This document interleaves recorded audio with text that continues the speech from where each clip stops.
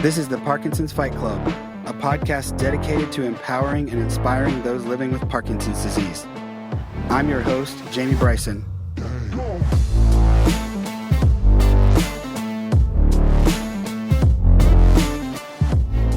Hey everybody, welcome to the podcast. I'm super excited about this show today. Man, you guys are going to love this conversation. Had a conversation with a guy who has Parkinson's. His name is Joe Salazar. Some of you may have heard of him already. Just an incredible dude, incredible attitude, incredible story. If you're not inspired by this story that you're about to hear, then I don't know what to tell you. So he's a huge inspiration. So without further ado, let's jump in with Joe.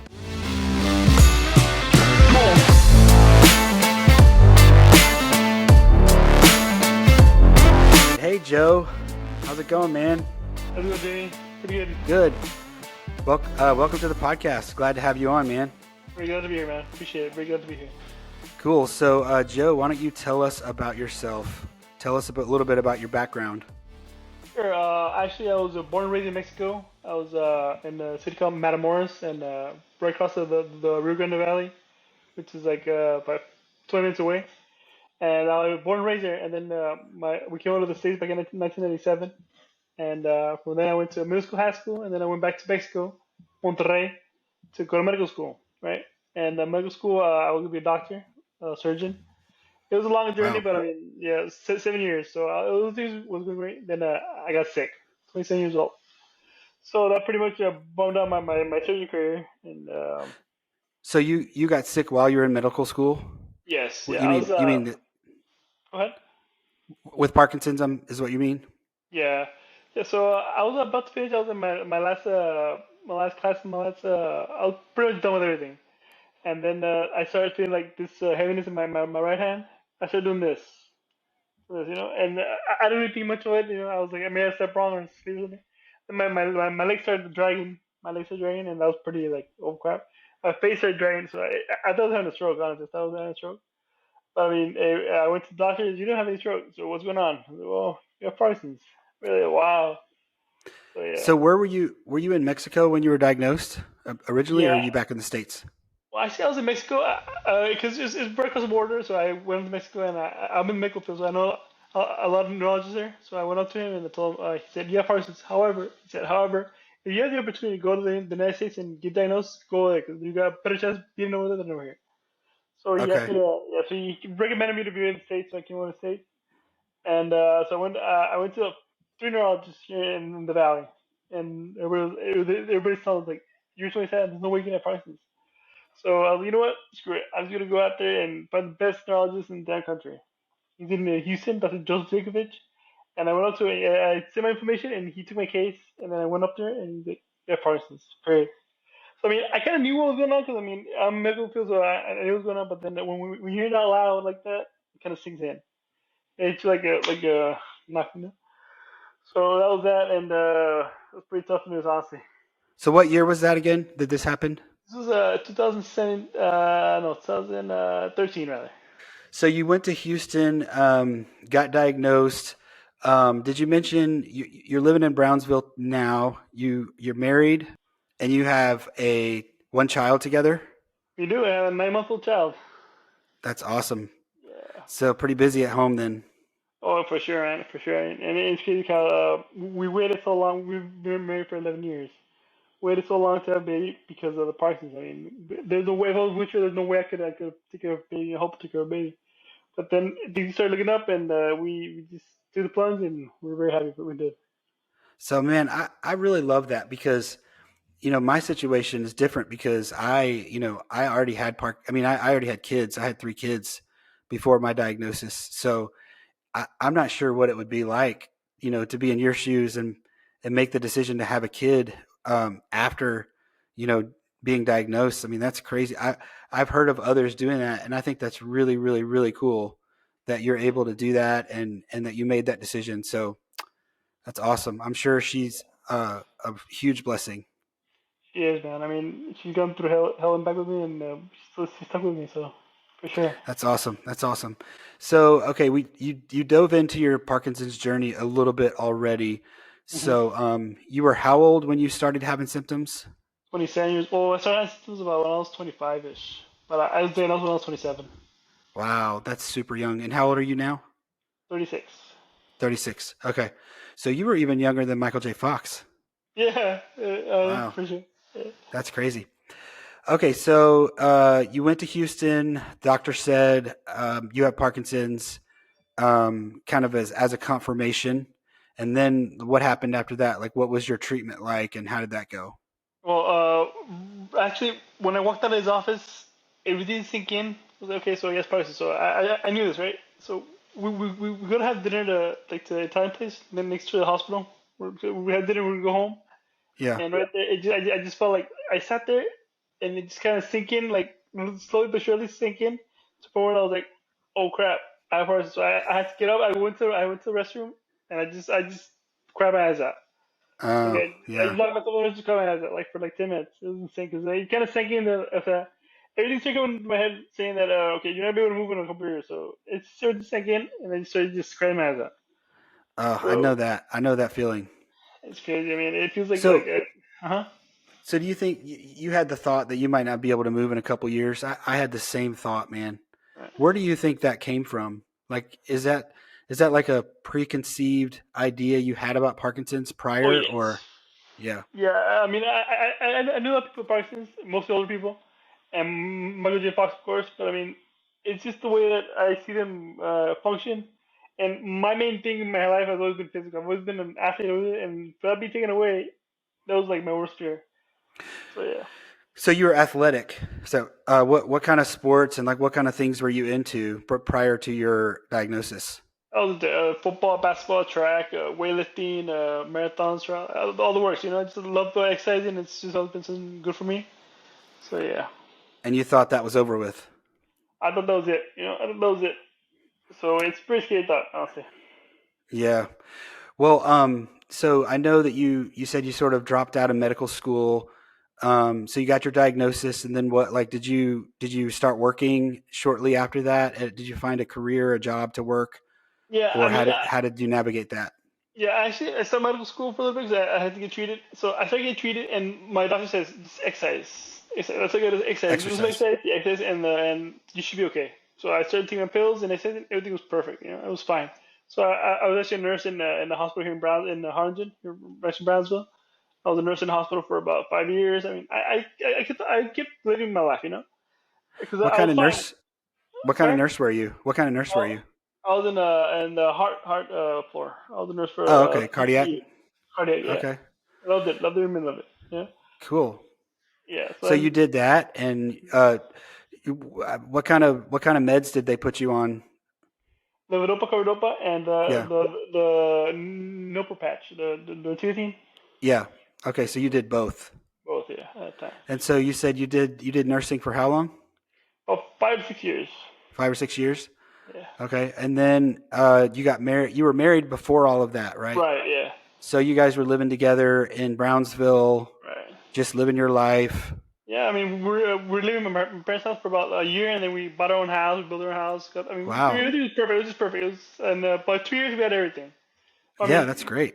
material wise, we had everything, and we had health. I mean, per se, and life was perfect. We went to Europe, we went to Paris, we went to the works, everything. It was awesome.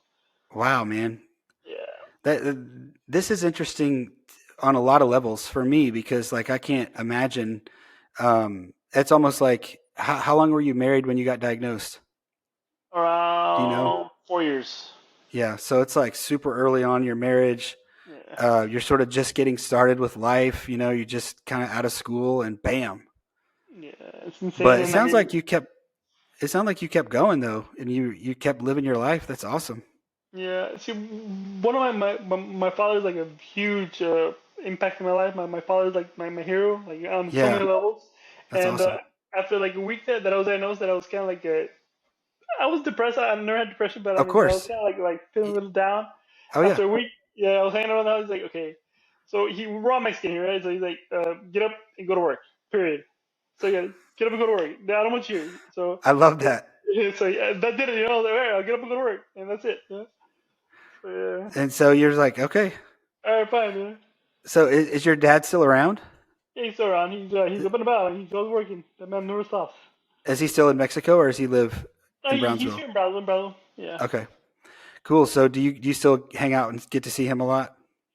Almost daily. I talk to him daily. That's great. Me and him are really close. Like really close. Closer than That's ever awesome. before.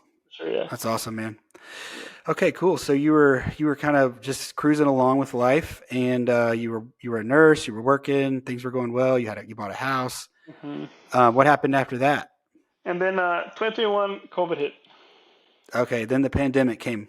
Yeah. Okay, And then became so how did that change things for you? Like I know you got COVID, and that's a huge part of your story, but sort of like walk us through, like, you're a guy with Parkinson's. You're working at a hospital, and then the pandemic hits. What happens? so I'm at the hospital and I'm working. I'm doing fine and everything. And then after right before the pandemic, I took some time off because I was trying to figure some stuff out with school and stuff, trying to get back to medical school and stuff.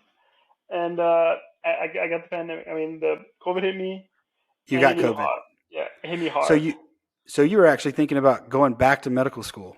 Yeah, I want to kind of like be a surgeon. I want to finish what I started. I want to go back to. I mean, I feel so good, and I mean, meds were working. Everything was working fine. I was like, I think I can do the working and go to school and finish So up. for And those, just so like me and the listeners know, so you were doing well for those 4 or 5 years.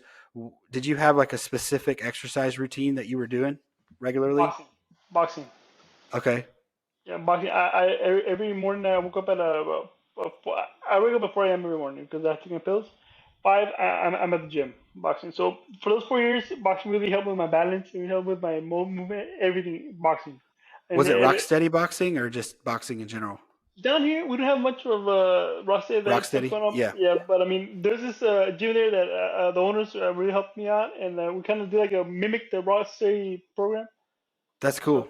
yeah, so we were boxing Okay, so you were boxing and you were doing that every day, or every day, Saturday, Sundays too. awesome. Yeah, it was. Okay, so then you got COVID. And so tell us what happened with that. Oh man, where do I begin? I mean, COVID was. I mean, you see it on TV, you see it everywhere, but then once it happens to you, it's still a different story, you know. So at the time, it was 2021, January, December. We're doing a Christmas party, right? Christmas party, and we're sitting having dinner, and then I can't taste the food. It's weird. Oh, yeah. So yeah, and then my eyes just like after like 3 seconds, I was like, oh crap, you know. So I mean, I saw many people COVID, but I didn't see many people like too bad, you know. So this was 2021. Yeah. So Okay. this 2020 going into 2021. So early 2021. Right. Yeah. So then after I started feeling that stuff, I immediately started to treat myself. I got meds and everything, and just like, kind of like I quarantined myself in my house. But then I didn't feel so bad. I just didn't taste right, so it's gonna pass. And about a Okay. week into it, that's when everything went south. I mean, south. I was blue. I couldn't breathe. My fingers were blue. My toes were blue. My lips, everywhere was blue. So I couldn't breathe. It's like if somebody has a pillow on your face and you try to breathe. That's what it felt like. So So you were hoping that it would just kind of you would just kind of work through it and it would pass, right. and then it just kept getting worse. At what point did you and your family kind of go, "Hey man, we got to go to the hospital"? About 2 weeks into it, and I can take a step with hyperventilating. And then by this time I had oxygen 24 hours a day. I mean, it was insane. So then when I was actually they're gonna wheel me into the chair. I mean into the TLT, and I couldn't eat. I just fainted right there. Boom. Never in my life have I fainted. I fainted right there, all the way to the ground. So everybody got scared. Hospital, ER. So you were being wheeled into the ER and you passed out. No, Wow. actually, I was at home and I was being wheeled Oh, you're at into home. the table to dinner. And Oh, when I was okay. trying to eat, I started hyperventilating and just fainted right there. So Okay. I woke up in the hospital pretty much. Oh, okay. So did the, Yeah. did they call 911 or they come get you, or did you? No, it was they took me in a truck. I mean, they Okay. threw me into the truck and they drove Drove me you? there and yeah, Yeah. ER and sure enough, I was at 69 oxygen levels and I Wow. mean, yeah, it 69? was 69. Yeah, it was insane. Dang, that's like you're almost dead, I think, at that point. Yeah, for sure, man. Like you And wow. yeah, yeah. So, okay, so you woke up in the hospital, like were you on a ventilator? Like what happened? No, What did they actually, do? yeah, so I did put it on my cannula and the mask also after that. Okay. And that was, I mean, I said my stats started going up, and so I was okay. But then they asked, "You want to stay here? You want to go home?" I want to go home, so I went home. And then it happened again the next week. They let you Twice, go home? yeah, they did, yeah. So yeah, no. Wow. Yeah, it's crazy. Down here is very different from other places. Yeah. So So they got your sats up hmm with the cannula and like a mask. Did right. they send that home with you and tell you to use it at home or what? How Yes, did that happen? yeah, yeah. They Okay. sent the whole, yeah. Wow. Well, that's crazy. So you got through it basically at home. Hmm. And then as you were kind of recovering from the COVID symptoms, what happened? Like, how did your recovery go? So I recovered. I mean, I stopped using the oxygen, but I couldn't walk anymore. My Parkinson's had been pretty much augmented 10 years. I mean, my Parkinson's was really bad. I couldn't talk. I couldn't even eat. I couldn't talk because my jaw was so stiff that I was choking every time I want to eat. So I keep thinking of putting like a tube in my stomach so I can eat that way. I mean, it was insane. I was in a wheelchair worse than most of my life, honestly. Did this sort of like come on gradually while you were sick, or was it just kind of like one day you were like, I can't move? Like, how did that? It wasn't as fast like one to the other, but it was actually pretty quick. I mean, on this thing started a month, and then 3 weeks later, I couldn't walk. I could walk, but I couldn't walk, and it was crazy. I actually fell one time, and I broke my wrist, so I had to have surgery here. Oh, wow. Yeah, I have a metal plate there because I Okay. fell, and so yeah, and right after COVID, so because of the steroids, they made my bones really brittle, so I fell and it just snapped. So, but before you got COVID, what were your main Parkinson's symptoms? Stiffness. Okay, Stiffness. in one side of your body, It was mostly on my right side, but it was starting to begin on my left side. So I mean, it was manageable, and it was just pretty much heaviness and stiffness. was it both your arm and your leg, or Both my arm and leg. Yeah. It started with my arm okay, and my leg. Yeah, for sure. okay. So then COVID happened. After COVID, so did you have any balance issues or anything like that before, or was it just stiffness? It was stiffness, which led to balance issue. For example, stiffness was my gait wasn't as perfect because of my stiffness, so that kind of threw my balance off a little bit. Oh, I got you. Okay, Yeah. but I mean, you were okay enough to manage boxing and stuff, so you Yeah, were yeah, for sure. I you were mean, managing it okay. pretty much, yeah. Yeah. So then, okay, COVID happens, and then now all of a sudden your symptoms are totally different. You Yeah. went from being stiff on mostly one side of your body to basically I'm mobile. Yeah. stiff everywhere. Yes. I had to be carried into the house, into the toilet. I mean, it was insane. That's when your mind, this changed your perspective on life. I mean, Oh for yeah. example, definitely, I was taking all this stuff, all those privileges were taken away from me. Getting up on my own, going to restaurant on my own. It was just like ripped out of my life.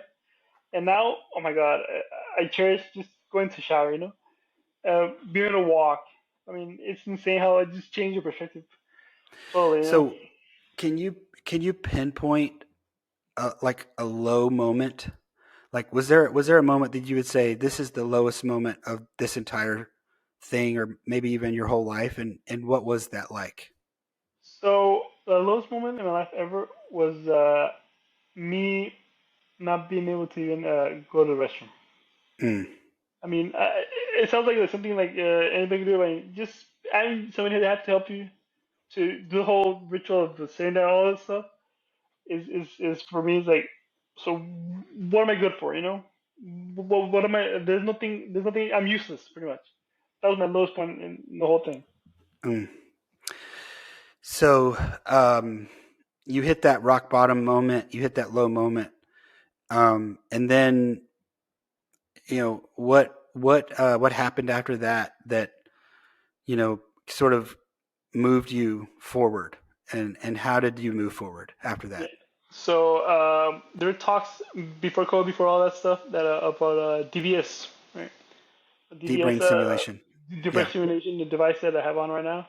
So back Yep. then, there were talks about it, but my dad said, but you don't need it. He told me, you're apparently you're doing very well with exercise. You're good. So I was like, Yeah. good, good. I mean, brain surgery, you can't think twice about that, yeah. So and right after the restroom thing, that I was the rock bottom. You know what? I got the phone. I called you guys at my Tesla, and I told them, you know what, guys, this happened, and I think we're gonna go to a deep brain stimulation route. And they're more than happy to go on in. You come on in, and we'll set up a time and day, and we come in and evaluate you and see if you're good. So that's when it started. So how long did you have to wait before you got to go to Houston to get Honestly, it? yeah, I had an appointment coming up like in 3 weeks, so they kind of like merged those two appointments together. So in 3 weeks. Oh, that's not too bad. So did they have to like wheel you in on the in the wheelchair and everything? Yeah, I mean, they saw me the year before, and I was walking. They saw me in a wheelchair. They're like, "What happened to you?" You know? That's what I was gonna. That was gonna be my next question. Like, what was their react? What was the doctor's reaction when he saw you? He was like, "What happened?" And they, well, COVID happened. So they Wow. started doing anything because I mean, they really didn't know what the effects of COVID was back then, and they Yeah. saw it like, "Oh my God, and, wow," you know. And even in their minds, they told me we even had doubts that you were gonna even be able to walk again with the device. Like, Wow. thank you. They had no idea. Yeah, no idea. So this is a very interesting thing to me because it's like did the virus somehow um I mean, what did it do? Like, I don't, they probably don't even know, but that's just wild to me to think that the virus had such an effect on your body that it progressed your disease that quickly. That's Oh, yeah. unbelievable. Unbelievable. And I mean, it was just I could feel my body just losing control. You know, every day went by, Wow. it was I could just lose. I could feel my body getting stiff to the point where my hands I couldn't move them, and it's insane. But it's happening. I watch it before my eyes. So, like when you go see your movement disorder specialist, they check all your movement and they kind of give you a score. Did they Right. do that again when you came back? And do you happen to remember what the difference was from the last time they saw you? Yeah, I can't remember the I, score, but yeah, but like for sure, they I remember them doing this. They're doing with the pad, and I couldn't move anything. So they just put the pad aside, and they're like, okay, It's like yeah, you can't even do this thing, right? Like you couldn't do any of yeah. that. None of So, them. It was yeah. dang, that's so crazy. So, okay, so they evaluated you and then what happened? So they evaluated me and they did a bunch of tests, psychological tests, and they said, "Well, you're a candidate for DVS surgery. You want to do it?" And I talked to my wife. And I was like, "It's brain surgery. It's not like a cut or something." And Yeah, so it's not like a walk in the yeah, park. right. And so, babe, it's either that or you seem like this the rest of your life. Which one is it? Yeah, And I to mean, me, I it think was that's uh-huh. a no-brainer, yeah. To me, it was a no-brainer. I was like, it's either that or I mean, and I told her, and I'm not gonna be like this for the rest of my life. So I Right. mean, and she agreed, and we moved forward. And so how long did it take from that moment till you had your surgery? 3 weeks, So, wow. So like that. you had DBS 6 weeks after your lowest moment when you were like couldn't go to the bathroom by yourself. Yes. Wow. That's really incredible. I mean, that's super fast. Yeah, these guys are So, professionals. and Yeah. I mean, clearly, I mean, I think they probably realized that it was like you were in desperate need of that. Like, Yeah. I mean, your quality of life was like not, basically non-existent at that point. exactly. It was destroyed totally, and it was insane. I mean, they told me the very patient I was coming with a positive attitude, and see me in the wheelchair with my face just pretty much different. They're like, whoa. Yeah. So yeah. So you had the surgery. Do you remember anything about the surgery? I do honestly. So I went to Houston, and it was on a Friday. I believe it was a Friday. They rolled me in, and they take me to. It was a 9 hour surgery, by the way. Wow. And it was longest 9 hours of my parents' life for sure. Yeah, and my And wife you're too. awake. You're awake when they do that, right or no? No, they used to do that. Now you're asleep. So Okay. yeah. So then, so I was asleep the whole time. I don't remember anything. So the only thing I do remember is that Houston, they're Texans fans, right? And I'm a Dallas Cowboy fan. So those Oh yeah. yeah. Okay. Yeah. So yeah, I We know them you're familiar. boys. So then I'm in there in the pre-op, and this guy named Mark, the nurse, right? Mark in the ICU, and we're talking about it. Like, go, Dad, we're just arguing like the Texans versus Cowboys thing. And then when the whole surgery finished up, I come back to or to post op, and everybody's like, he's awake, he's awake. So I start waking up, and I was like, Mark, what's Mark? Mark, he was talking to you. Mark, yeah. What's up, Joe? Go Cowboys. It's I fine. love it. Yeah, so I yeah, love it, after that, man. It's awesome. it's good, huh? Yeah, So you were all, I mean, you were still joking around. So that kind of just shows, like your spirit, your character, which is awesome. for sure, man. I'm sure that had a lot to do with people rooting for you along the way too, Yeah, because you look, you're not one of those people that just kind of rolls over and is like, well, this is, life happened to me and it's not fair. And I'm a victim. You're like, no, I'm going to fight back. that's right. Yeah, fight back. That's the attitude that I had, and I mean, it worked so far, you know.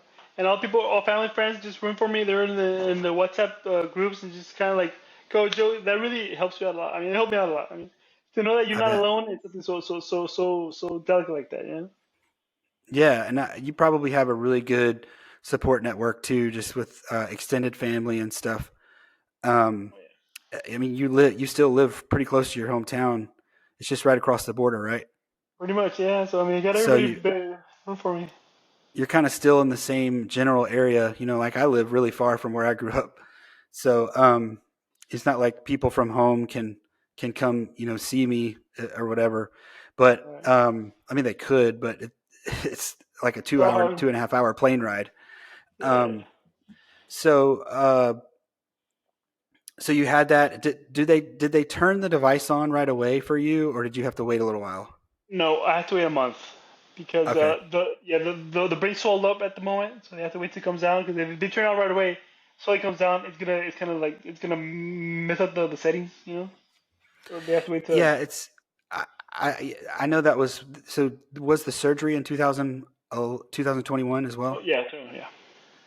So I know it's been a couple years ago, but I have heard some people say that at least in Europe, I think in Europe they turn it on right away.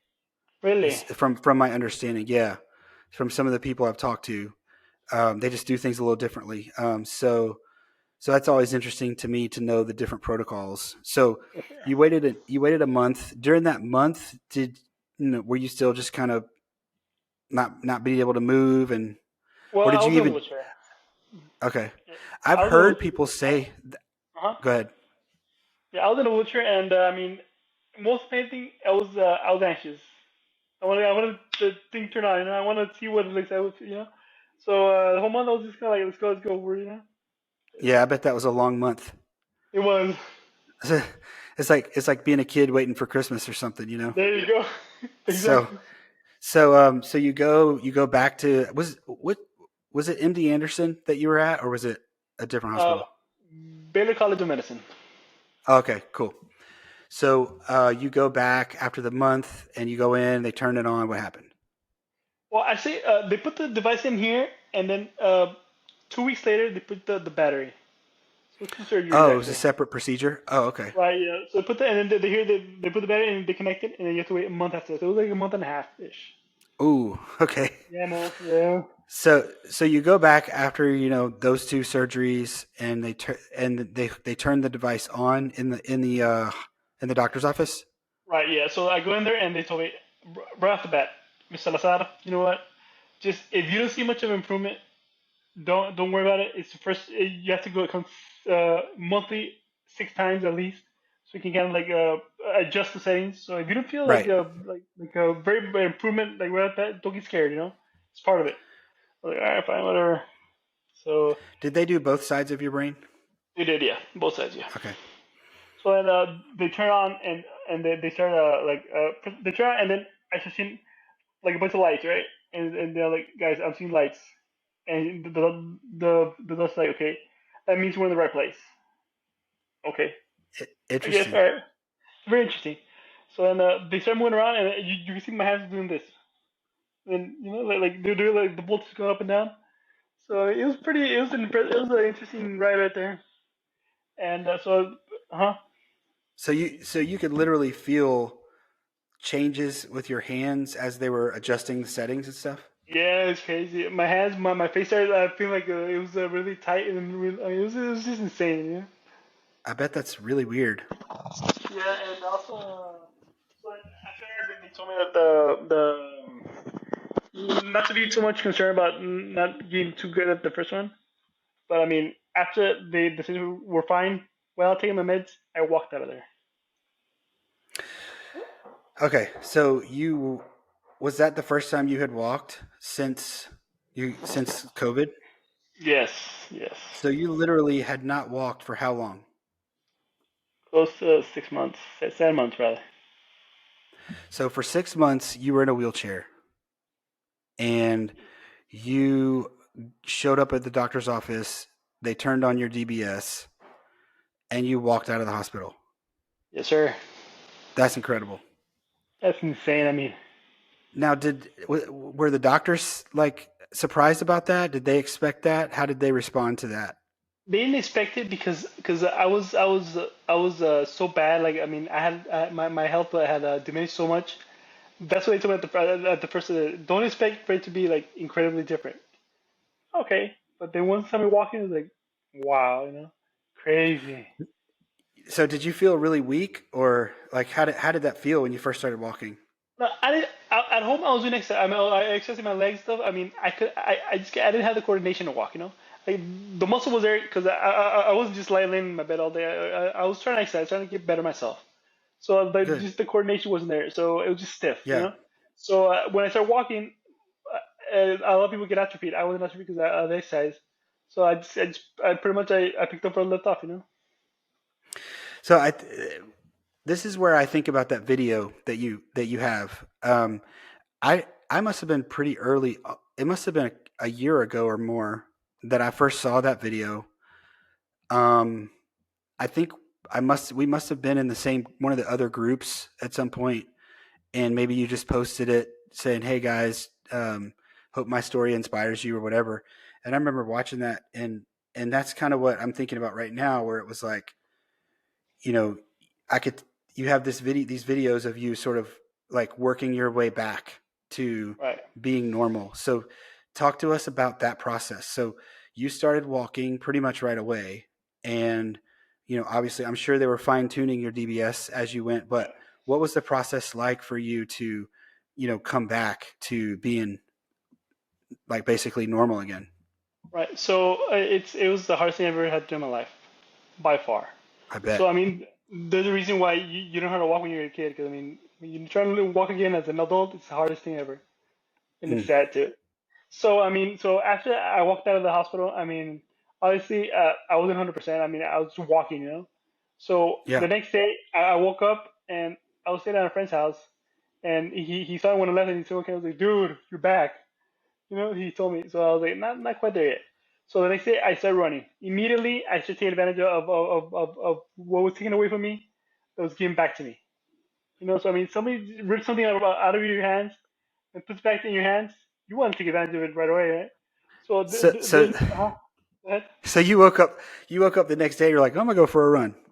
Yes, that's it. Yeah. That's I'll awesome. put 24 hours later. Let's go to the prawn. Let's test drive this thing. Yeah. How did that work out? Like, what was that like? Well, it was like riding a bike. You kind of forget how to do it, and you start doing it all over again. So I started running, and then I got tired obviously because I hadn't done it in a long time.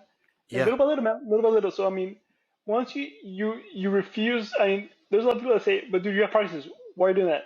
They're like, "Why?" It's like, 'cause I refuse to live like a Parkinson's patient. I refuse to let this thing be me. Period. That's Yeah. all it is. I mean, it's part of the body, but most of us are here. If in your mind you Yes. say that people say you can't do it, I can't do it. But but if you, I mean, you put in your mind that you can't do it, you can do it. So bad you want it. That's the hardest part too, you know. It's, Oh you yeah. know, sometimes the body is actually more capable than most people think. Oh yeah. It's the mind that holds you back, Yes, you know. exactly. And so, like, you know, I know you can totally relate, but when I first got the diagnosis and was sort of looking around and trying to figure out, you know, I didn't want to join any support groups because I'm like, there aren't any support groups that have people. Like, I didn't want to go to a support group with a bunch of old people who weren't Exactly. do in the same stage of life as me.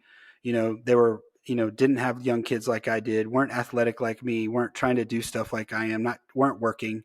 I'm like, what good would that do me? And so, you know, I was trying to get on some of those Facebook groups and they were just so depressing. You know, I was like, Yes. oh, I cannot get on these things because these people are just like doom and gloom, man. Like everything's awful and life sucks and Parkinson's is, you know, whatever. It's just like, Right. oh, I can't do it. So it's like you long to find people who are like you. Like I was looking for people like you. Like where can I find people like that I can be like share, you know, a like mind with that want to fight this because I'm not ready to give in, you know? Um, Yeah. but it was hard. It was actually pretty hard for me to find at first. To Yeah. if I, you know, it took me almost a year probably before I started getting connected with people who were fighting. Right. It took Actually, me that long. for me, it was like, okay, so I'm having a good experience. I'm making sense, I'm doing anything right, and then I joined the group and they put me down. I put them up, but they put me down. Okay, so they had me to put them up, but who's gonna put me up? So I Yeah. needed people like you also, and so like they want to go after the same thing. Okay, these people just want to live.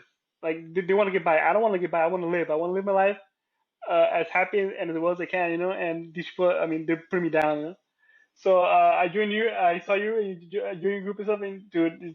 It's awesome how people they're going out, they're working out, and they're doing something as I am. Just don't want to get by. They want to live. For sure. Yeah, and that's one of the reasons why I started the Fight Club, man. Just because I was looking for a group that didn't exist. I mean, there's a couple groups like there's a runners group that I really like, and I've met some really awesome people in there. But I'm not just a runner, you know. So I was looking for people who were into biking and other things, and so and just overall people who just were wanted to have that attitude, and so it's been awesome to see how the group has grown and have people like you in it because like you said it's we're not always having good days, you know. Right. Like I recently hurt my back. I hurt my back last week and it's been super hard because I've been limited in my, you know, exercising abilities and stuff just because I got to Right. wait for this to get better, and Right. that's really really difficult. And so there have been days where I'm just like, you know, down mentally, Yeah. not feeling good, you know, just down and out a little bit. And then I get on the Fight Club page, and there's people out there just pounding and just working hard and fighting, and that lifts me up. You For know, sure, that man. that makes me feel better. Yeah, for sure.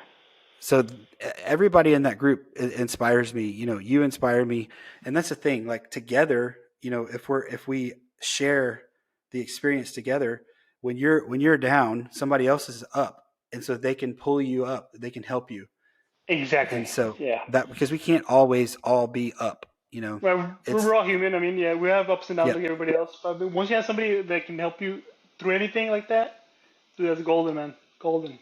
yes. So you so you started you know, getting stronger.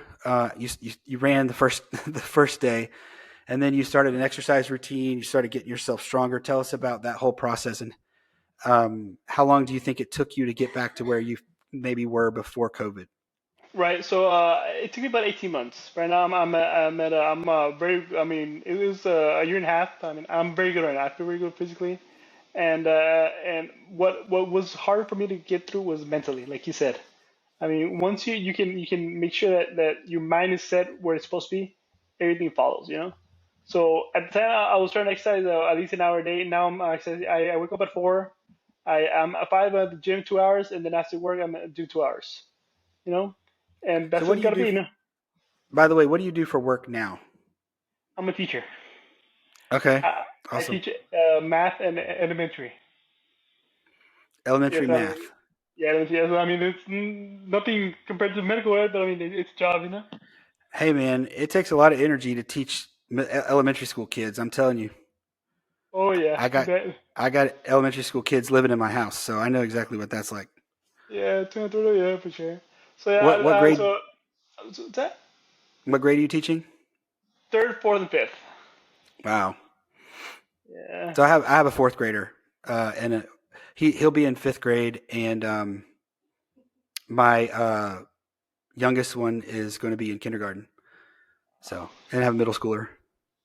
Wow, time flies, right? Yeah, For sure. it's So crazy. so So yeah.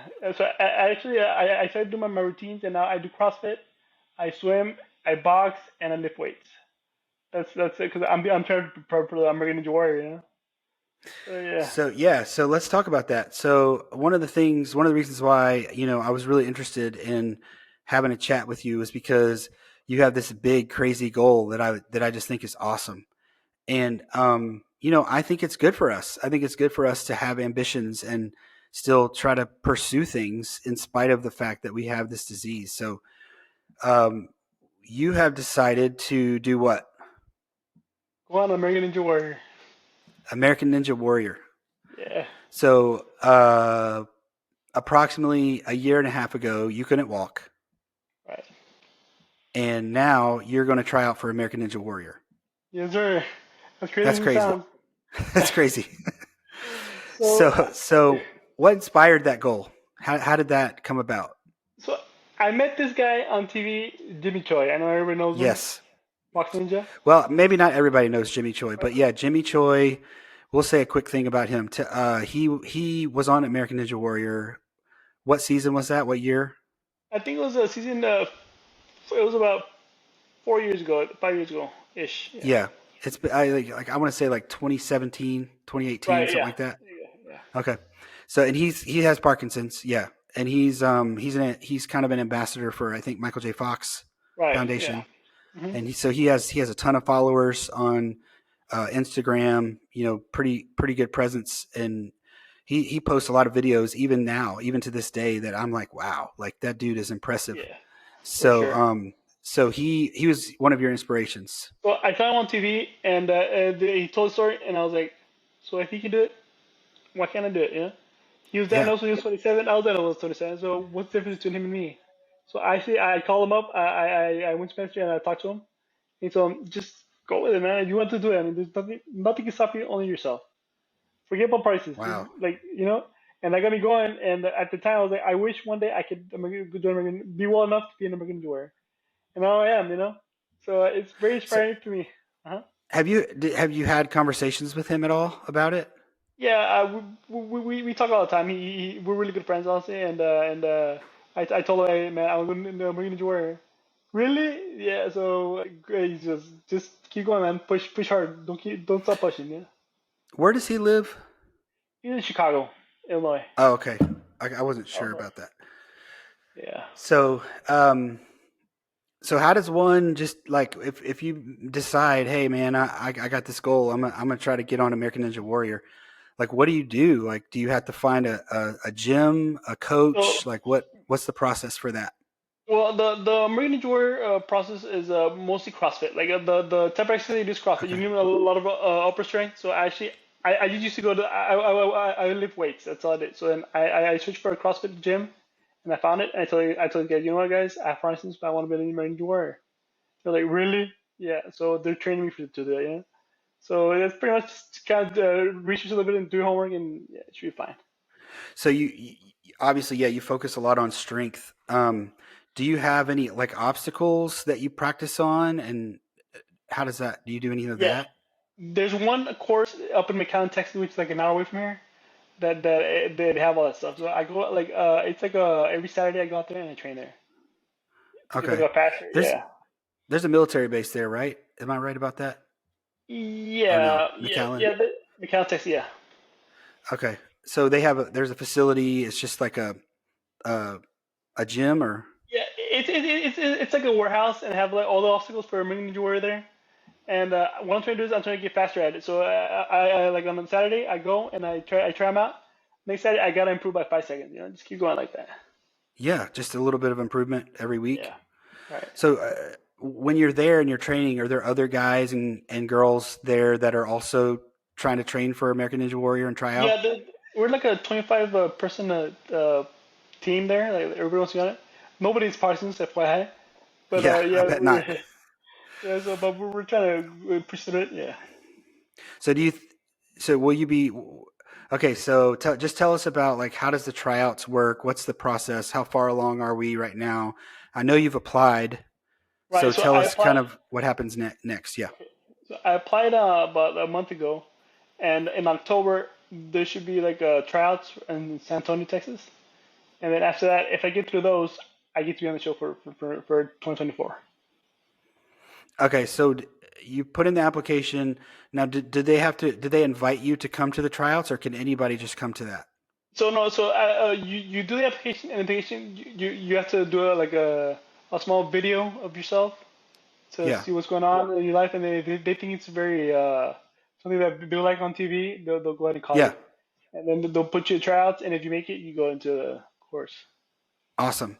So when would you expect to hear from them about whether you're got picked to come to the tryout? It should be mid October. Mid October, I should be out there in San Antonio. Well, that okay. So that's when the tryouts are happening. But when do you think you would hear from them about, or did Maybe you already hear ish. back from them? No, they said they're gonna get back to me about maybe late summer, going Okay, to fall. So that maybe makes sense. July, maybe August, yeah, Augustish, yeah. So okay, so you could potentially find out in October ish if you would actually will actually get on the show for the next season. Yes, sir. That's right. In October, great month. That's awesome. Yeah. So that's exciting, man. I hope that you'll keep us up to date about that. You're already a member of in the Parkinson's Fight Club Facebook group, so anybody who wants to keep track of you can definitely see whatever you post in there. Is there anywhere else that they should follow you? Do you want them to follow you on any other socials? Yeah, I mean, I use YouTube to put my videos up. The whole goal for me and all this is to get people motivated, to let them know Yeah, that you can do it. I mean, it can be done.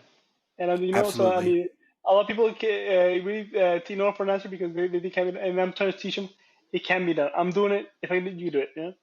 People from Parkinson's and other anything else, all disease or depression or whatever, it can be done. You can't take control of your life. The disease cannot doesn't necessarily have to control you. You control it. And there's absolutely. a phrase that I love from Rocky. I'm a big, huge Rocky fan. Like always, it ain't hard to hit. It's hard you can get hit and keep moving forward. Period. No, that's it. It's up to you. So Yes, then, love so it. if you want, I have a channel on YouTube, Joe Salazar. And I put all my videos there, party videos, motivate people, just kind of like get them out there. Also, I made these shirts, right? Warrior fighter Love party, it. fighter party. So I do like fundraisers here in the valley, so people can get motivated. Just get out there, man. Just get out there and beat anything you need to beat, and just live your life, happy. That's awesome. So, just kind of as like a last question about American Ninja Warrior, what will it mean to you if you are featured on the show, and what do you hope that it would accomplish for you personally, and what do you hope it would accomplish for Parkinson's awareness? Right. So for me personally, being an American Ninja Warrior for me is a goal that I've had since I started all this. So it would actually, I mean, I'm making t-shirts that say, "Get up once, you train hard. Get up twice, you train harder. Get up every time, you're invincible." That'll make me feel invincible. Not to say that I am, but I mean, I'll feel like anything is possible in life. Every cliche that people say, you can do anything you want. It's real. It's real. And no matter what circumstances are, no matter what disease you have, no matter anything, if you want it bad, you can do it. There's people that think they want it, there's people that say they want it, but they'll do anything about it. If you want it bad enough, you can do whatever you want. So that motivates me. And for my child, to my son, hey man, do whatever you want, man. You know, when the time comes. That's And awesome. everybody else can see. I mean, you get motivated. I mean, if I can do it, you can do it. Period. You want it, Yes. get it done.